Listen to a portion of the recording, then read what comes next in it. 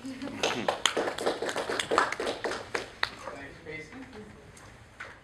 When I think of global communications, it reminds me of an incident that happened to me a few years ago. Actually, I had just graduated from Kennesaw State, and I was working for MSNL. I was a young gun, and all excited, working on a project. I remember coming to work one day, and there was a lot of excitement, a lot of energy in the room, in the office. And my boss at the time pulled me aside and says, hey, I want you to join us in this meeting. And apparently what had happened is one of our global clients was planning to launch a product that had been successful for them in South America, but they wanted to go after the Hispanic market in the US. And so, since I'm Hispanic, not because I'm an expert at launching products, but because I think I was Hispanic, they wanted to get some of my input. So, the company flew the representatives from South America up here, including a graphic designer, and our team and their team spent the entire day building collateral and the marketing materials for this launch. Towards the end of the day, I think it was like 11 o'clock at night, there was a little argument between the client and the communications team about, of all things, colors and fonts. Interesting. So, most important things, right? About 12:15 is when we were finally wrapping things up, and the graphic designer from South America finally pulls up his computer, makes some changes, and shows it to my boss. And my boss, really excited, he's like, "That's perfect!" And the guy, clearly upset, slams his computer shut, stomps out of the room, saying something in Portuguese. And everybody turns and looks at me, and I say, "Whoa, I speak Spanish, not Portuguese." But does anybody have any idea what happened there?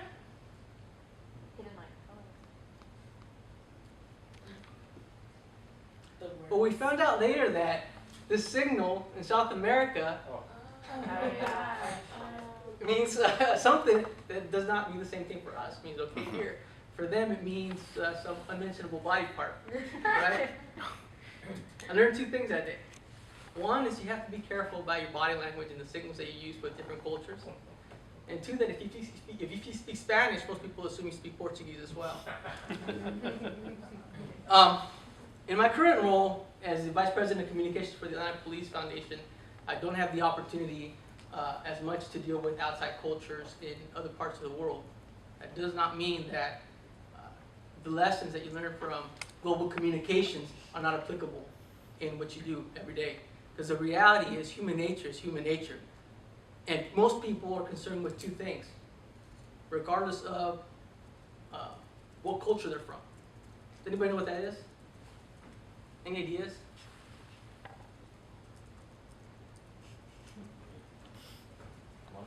Money? Okay. Love? All right. Reputation? Everybody's always concerned with what they need, but more importantly, what they want. So, today I want to talk a little bit about my background and what I do, but I'd really like to focus on the three things that I feel have made me successful in my careers. When I say careers in plural, because I've had many. I've been in PR, I've been in sales, I've been in real estate. I was a corporate trainer for a while. And those two things are simple. The first one is knowing a second language. I don't care what it is, just knowing the second language. It automatically makes you appear, at least, as an expert. Or it builds you credibility, whatever demographic that is. I mean, I was just starting in PR, and they were pulling me into this meeting with a global client because they assumed that I had some insight into the Hispanic market in the US. Might have been true, might not have been true, I don't know. The second thing is creativity. How many of you say you're pretty creative? That's not a lot of hands. Were you born creative? Yeah, I feel that, yeah. Yeah, you think so? Were you born creative? I think so. Were you born creative? Were you born creative? Creativity is one of those things that most people think that you have to be born with this special talent of being creative. The reality is that creativity is like any other skill. You can learn it, you can practice it, you can get better at it. I'm not a creative person. I don't consider myself to be a creative person. But I work at that skill, and guess what? I'm creative. The reality is everybody has some creativity, right? How'd you get close to that? How do you work at being more creative? That's the bigger question. How do you make yourself, how do you train your mind to work in a way that makes you more creative?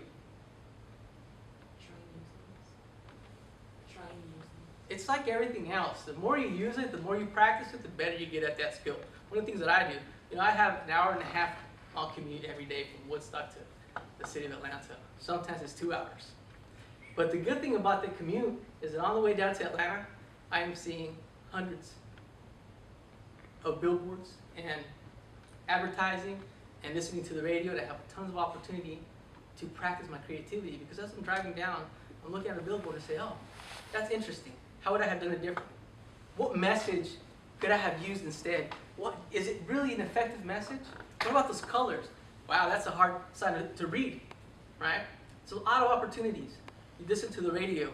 I'm sure you all listen to the radio, right? And you also often listen to radio copy that sometimes it's interesting, sometimes it's not. So take a moment and try to come up with your own stuff. Build the creativity. The third thing is sales. Just so that I get an idea, how many of you have ever had a sales job? Has anybody ever gone through sales training? So? Let me ask you, in your sales training, what did they teach you? How did they teach you to sell something? I just learned about the product and products and services, and that was pretty much it. Most sales training do exactly that. The reality is that it doesn't matter what your product is. It doesn't matter what the services are to people. What matters to people is, does whatever it is that you're selling match what they need, and more importantly, what they want? There's an analogy that I heard a long time ago that rings true. The Stanley Corporation makes tools, right? You've all heard of Stanley Corporation? They make drill bits. And they sell, now, this number is probably not accurate, but they sell about $300,000 a year in 1/8 of an inch drill bits. The interesting part is that nobody that bought that drill bit wanted a 1/8 of an inch drill bit.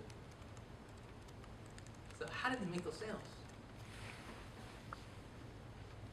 They wanted 1/8-inch holes. What they wanted was the holes.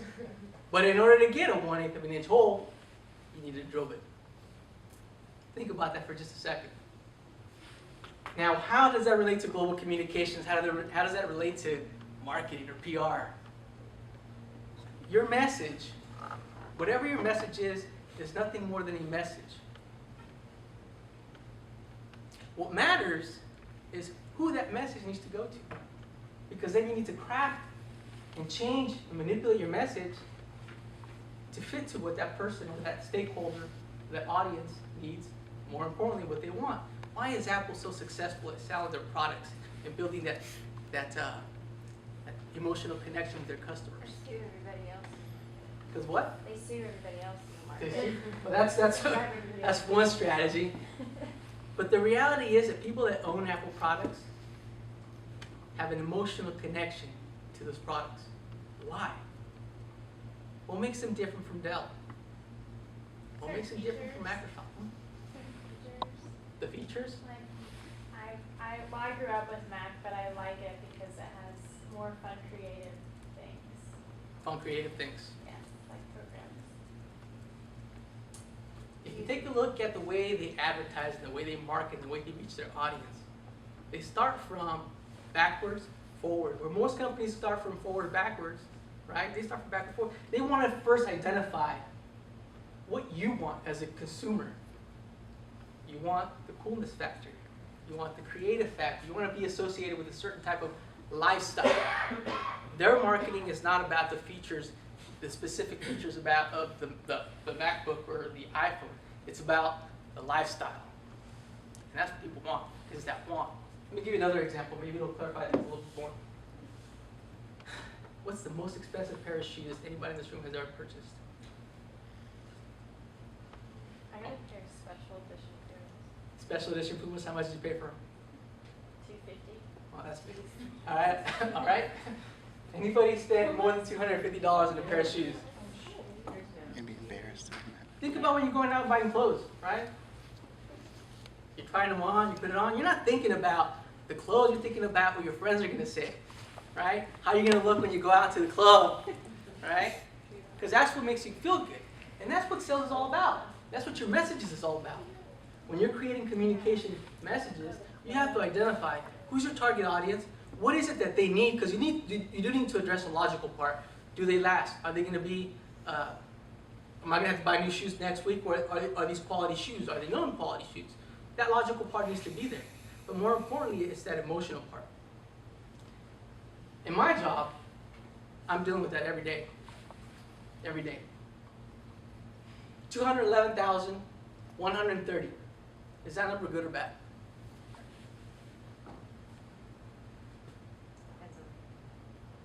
Is it a big number or a small number? Oh, it's Big number?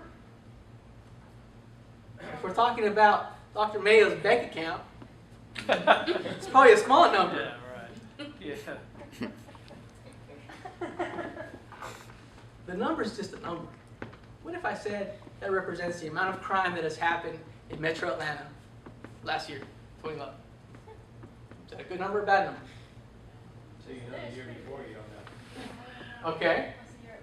I'd say it's pretty. It's what? I'm wondering what you're referring, like what's the reference? And that's where identifying your audience comes in. That number, that statistic is just a statistic. It's a fact. It means absolutely nothing. But if I told you that number represents a 10% decrease from 2010, wow, that's a pretty good number. What if I said that number represents the number of victims, people that were victimized of a crime? That's a bad number. That's a high number. Because it doesn't matter how many people, what the reduction in crime is, it's still a lot. You're crafting those messages all the time. As the Vice President of Communication for the Atlanta Police Foundation, I know that sounds glamorous, right? Vice President of Communication. I work for a nonprofit. The foundation is a nonprofit. Basically what we do is we go out and we raise money from the private sector, corporations, citizens like you, to be able to fund programs that help improve the public safety agenda of Atlanta, the city of Atlanta. We've been extremely successful. So successful that that number that I just told you represents the lowest crime has ever been. Crime has been since 1969. That's a good figure. And we work on some really exciting projects. And I see myself, and I know this is probably patting myself on the back a little too much, but I see myself as sort of an artist. Because my job is to identify what are we doing as an organization and what do we need to accomplish. And then I take the stats, I take that information, and I craft it, I mold it into a work of art. And let me tell you what I mean by a work of art. There's no better feeling than seeing a key message that you've created on the front page of the AJC, being quoted not by somebody that works with you, but by somebody else. Last week, you all follow the news, last week the Atlanta City Council approved $2.25 million in new camera equipment to go towards the new camera project that the Atlanta Police Foundation is spearheading. And on the front, we got a front story article on that. And on the second page of the article, there was a quote from Doria, who's the CEO of the city of Atlanta, basically saying, we are building the next generation of public safety tools in Atlanta. That's my quote. That feels good. How many of you have heard of Crime Stoppers? I can see hands. That's great. That's great. When I took over as the director of Crime Stoppers in 2010, I would ask that question and nobody would raise their hands. Crime Stoppers was a program that the Atlanta Police Department and the Atlanta Police Foundation started in 2007. And nobody was using the program. And the whole purpose of that program is to get the media to highlight cases of crime that has occurred in the city of Atlanta and all throughout Metro Atlanta. when they highlight, the idea is that the more eyes that we can get in front of these cases, the more likely we can identify that one person who has the right information. And they can anonymously call in, submit that tip, and receive a cash reward. But nobody was using the program. The problem was the law enforcement community was not using it. People in the community that was the right demographic, that knew who was committing crimes, didn't know about the program, or the fact that it was anonymous, or the fact that they can get up to $2,000 reward. And the media didn't want to really participate. So they hired me. And what we did was basically identify who our key audience was. And what we found was that the foundation was really pushing this program to the wrong people. They're pushing this information out to their donors. The donors don't, well, maybe some. But most of the donors don't know people that are committing crimes. Who are the people that are committing crimes, that know other people committing crimes? Criminals. Criminals. So what did we do? We took the message to the criminals. I got a lot of pushback from my board of directors. Well, how are you promoting that we're going to give money to criminals? Well, who do you think is going to turn people in? And guess what? In that first year, we helped close more than, I'm sorry, I don't remember how many we helped close, but we put away 97 criminals through Crime Stoppers tips. In the previous 3 years, it did only 93. Last year, we bumped it up to 126. This year, we're on pace to do 160. And our message is very clear. Submit a tip, remain anonymous, cash reward up to $1,000. It's simple. The two things that people want to hear is it's completely anonymous and there's a cash reward. Think about why that's important. If the people that know who's committing other crimes know that it's completely anonymous, who can you trust? And we have everybody calling in. We have criminals calling in, turning their friends in. We have baby mamas who are upset with their buddy, with their boyfriends calling in. We have that there is really no way for them to cross-reference crimes that happened 10 years ago to a crime that happened last night. Happens on CSI. It happens on CSI, right? I was flabbergasted when I found that out. This Operation Shield is really a three-part program. First is taking all that data and making it digital, creating one database, right? So that you can cross-reference. The second component is taking all of the city's databases and making them talk to each other. Think about the power of that for the police department. We'll talk about that in just a second. And the third component is the video integration. Now, there are tons of cities across the US that have some sort of video surveillance system.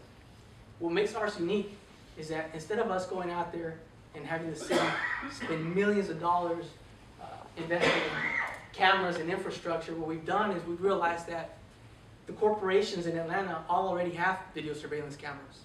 They already have the systems in place. Now all we have to do is get them to give access to those cameras to the Atlanta Police Department. That's thousands of cameras. And then of course, you know, working with the foundation in the city would purchase additional cameras in areas where they don't have corporation or private security cameras. When you bring all those things together, that's really where the exciting part comes in. How many of you have ever seen Minority Report? How could you not have seen Minority Report? Which one is that? It's with Tom Cruise. Oh, And the weird cars. They have these I don't know, quadruplets or triplets. I don't remember what they are, but basically they can predict crime before it happens. They see it happening. He gets a little wooden ball, and then he goes out and makes an arrest before the crime ever happens. Well, this project is nothing like that, but it'd be nice if it was. You know, what this project does do is allow the police department, once this is all integrated, they can then take all this data, all this historical crime data, and overlay it on a Google map, where they can see Memorial Day weekend. Where are the crime hotspots? At noon. Right? And then they can overlay other things like events on that weekend. That way they can deploy the police officers to areas where they can really make impact and really prevent crimes from ever really happening. That's one component. The second component is the video analytics. So imagine a 911 call coming in, and the person's calling in because they've been robbed. With the video analytics system, the analyst will automatically get a warning message saying robbery in the address. Cameras within a 1 mile radius of that crime where that call is coming in will automatically pop up. Analytical software will automatically track anybody that's doing things that could be perceived as criminal or related to that crime, such as somebody running away, right? And it'll automatically pop it up for the analyst. And the analyst can then track it. They can pull it into a dashboard. At the same time that that's happening, the analytical software is scrubbing through all the city data for information related to that call. So if the caller says, the guy looked Hispanic and he had a juicy tattoo on his neck, that system is picking up those keywords automatically and scrubbing the police files for any files or any cases that mention juicy or tattoos on Hispanic males, and pulling up that information for that analyst. That's surprised that doesn't already exist. I know, right? Yeah. And so this analyst is pulling all information down to the dashboard. Now here's the other component of it. They'll have this map with a bunch of little red dots on it. Basically, all the red dots identifies where all the police cars or all the police on patrol are located in the city. So then the analyst can then deploy the people that are closest to that crime. On top of that, you can then take that dashboard and push that information out to their vehicle, their dashboard computer on their vehicle. So as that officer is driving to the location, he's already starting his investigation. He already knows who that criminal is, what he's looking for, what's happening, who the victim is. While that's happening, the analyst can still track the criminal through the video system. So if the person is running away and they've been able to track that person, they can basically tag that person. So regardless of what camera he's on or what area of the city he's at, a camera will pop up following him until police get there and they make an arrest. Well, getting this back to communications, your challenge then, as you described it, among the reputation challenges is to, as this kind of system becomes operationally a reality, is to have something like this not freak people out. Say, oh, I don't want to live in that Orwellian society. That sounds lovely, that sounds safer to me, rather than that sounds scary as hell. That's exactly right. My job is to be able to identify potential concerns. Big Brother is one of them, right? Why is the city spending so much money on this when they can be giving officers pay raises, right, or hiring more officers? As a matter of fact, I woke up this morning, front page of the AJC. Keep in mind, last week was a good article. This morning, front page of the AJC was hundreds of cameras can't prevent crime.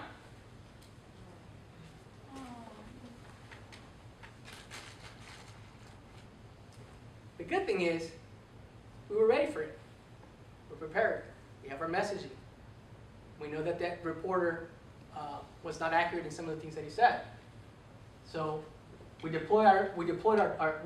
a plan already in place in case a situation like this had already occurred. But again, that's part of your job in communications. Yes? As far as budgeting this project, are you guys thinking about maybe linking up with any schools, like technical colleges or universities or anything on helping develop the program? So Develop the software? Or? Yeah, so maybe we cut costs or? Yes, actually that is the next step, is starting the Innovation Center, which will be a partnership between the city, Georgia Tech, Georgia State, and their technology graduate students.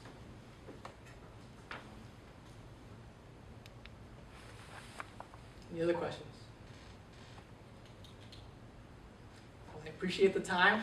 I want to make one more announcement before I leave. And I told Tracy this earlier. The Atlanta Police Department is looking to hire an entry-level communications person. And so if anybody's interested, I think I only brought 3 cards.